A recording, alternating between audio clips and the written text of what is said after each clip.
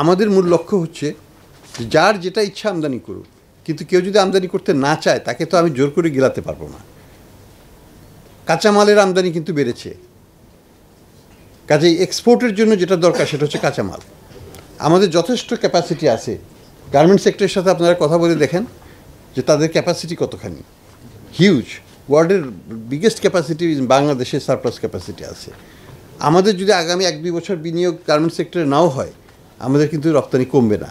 আমাদের রপ্তানি আমরা বাড়াতে, আমাদের চাহিদাটা যদি আমরা বাড়াতে পারি, আমাদের রপ্তানি বাড়াতে পারবো। আমরা যদি কাঁচামালের আমদানি যদি বৃদ্ধি দেখতে পারি, আমাদের রপ্তানি বাড়বে। আমাদের রপ্তানি কি বাড়ছে না? বাড়ছে তো। তো এই গত বছরের স্ট্রেসের মধ্যেও রপ্তানি বেড়েছে। কাজে আমি মনে করি যে শুধুমাত্র ইনভেস্টমেন্টের দিকে তাকিয়ে থাকলে হবে না। একটা দেশের অর্থনীতি যখন একটা অ্যাডজাস্টমেন্টের থ্রুতে যাচ্ছে, একটা সংকটকালীন সময়ে যাচ্ছে, সেই সময়ে মানুষের মানসিকতা, বিনিয়োগকারীদের মানসিকতা বিনিয়োগের দিকে থাকে না। তার উদ্দেশ্য হচ্ছে তাকে বেঁচে থাকার জন্য স্ট্রাগল।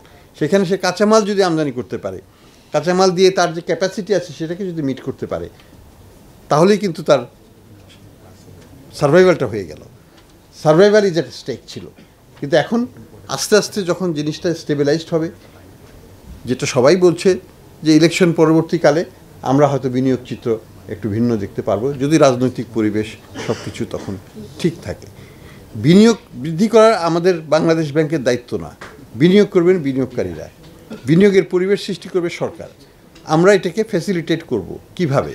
আমরা মূল্যস্ফীতি কমিয়ে ডলারের সরবরাহটাকে বাড়িয়ে চাহিদা মোতাবেক ডলার দেওয়ার মাধ্যমে, এক্সচেঞ্জ রেটকে স্টেবল করার মাধ্যমে, এবং at the same time loanable fund যদি আমরা বাড়াতে পারি, তাহলেই কিন্তু বিনিয়োগ বাড়বে।